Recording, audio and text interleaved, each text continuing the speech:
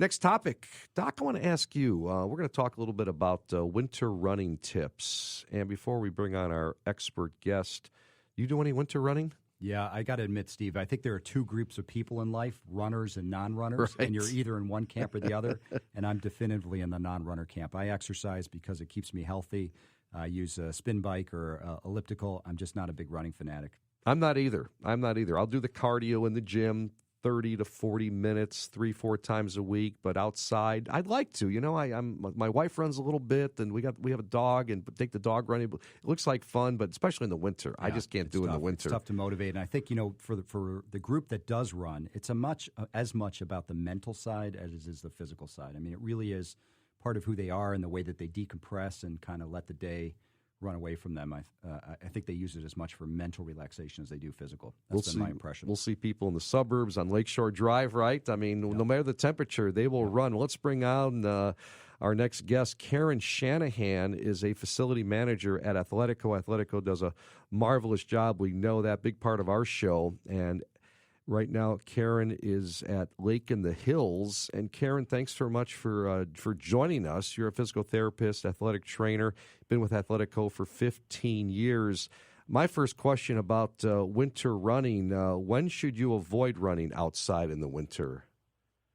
First of all, I want to just say thank you for having me on the show.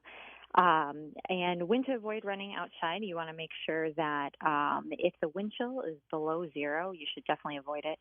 Or if the weathermen on the Weather Channel say avoid outdoor activities, that's a good tip. You also want to make sure that if it's really windy out, even with warmer temperatures, that you're careful about how much time you're spending outside to avoid any type of cold injuries such as frostbite or hypothermia.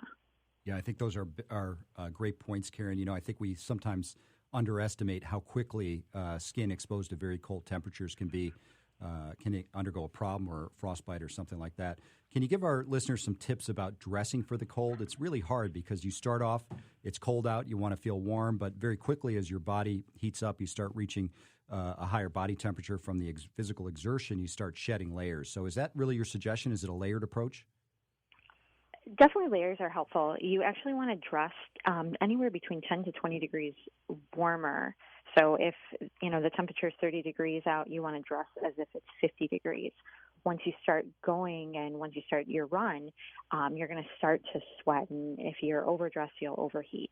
So a layered approach can help out if you're really cold at the beginning, that you can kind of either, unzip a jacket or tie a shirt around your waist to avoid that overheating.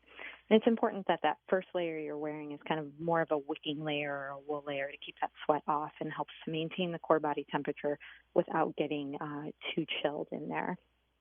If it's really rainy or snowy or very windy out, like a windbreaking layer on the top can also help to maintain that temperature without getting too overheated. And wear a hat, right? Yes, definitely want to wear a hat to help avoid that heat loss. And if you're wearing gloves, make sure they're wicking gloves because you don't want to have too much sweat build up on your hands that can contribute to a frostbite injury. Yeah, the way the American Apparel these days, it's marvelous, isn't it? Well, all this wicking stuff and everything. Now available. You can have very thin or lightweight materials that still provide either coverage or temperature control, or as Karen said, wicking of the fluid away as you start to sweat when you're exerting yourself. So it's amazing. Again, we're visiting with Karen Shanahan, facility manager, athletic trainer, physical therapist for Athletico, stationed in the Lake in the Hills area. We're talking about some winter running tips. How about warming up, Karen, prior to running in the cold? What do you suggest for, you just can't go out there and just start, right? Correct. You definitely want to make sure you warm up your body temperature. It's even more important when the temperatures are pretty cold and the wind chill is a little bit lower. So moving around inside before you even go outside is helpful. And you want to move around enough to get your blood flowing, but not to really break a big sweat. If you're breaking a sweat before you go outside, then you're going to become chilled more easily. Typically, once you're outside, you want to try and walk for a few minutes just to get acclimatized to that colder weather. And sometimes it can take 10 to 15 minutes of your run until you kind of get into a groove and your core temperature is warmed up enough that you feel like you can go at a typical pace for yourself. That's great stuff, Karen. in addition to being cold outside, this is obviously cold and flu season. I've got a little bit of one right now. But one of the things that we have to deal with in team coverage is when a patient is or when a player is ill, is when is it safe for them to go out and participate in an athletic activity. And that's not unlike a runner deciding if, even though they have an illness, are they safe to go out and run. So one of the things we think about is fever is probably the biggest predictor. When you have a fever, that's probably the time you need to stay inside and avoid running.